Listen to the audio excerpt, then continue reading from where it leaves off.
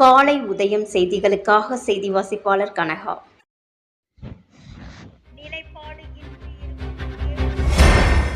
தொகுதி மறுவரையறை மசோதா எதிர்ப்பு தீர்மானத்திற்கு தேமுதிகவின் நிலைப்பாடு இல்லை என்ற கருத்து அரசியல் ரீதியாக கவனம் பெற்றுள்ளது.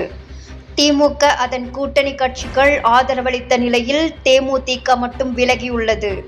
தாவேக அரசின் தீர்மானங்களில் சிலவற்றிற்கு தேமுதிக ஆதரவு நிலைப்பாட்டில் உள்ளதாக தகவல் வெளியான நிலையில் தற்போதைய கருத்து கூடுதல் வலு சேர்த்துள்ளது. திமுக கூட்டணியில் என்ன நடக்கிறது?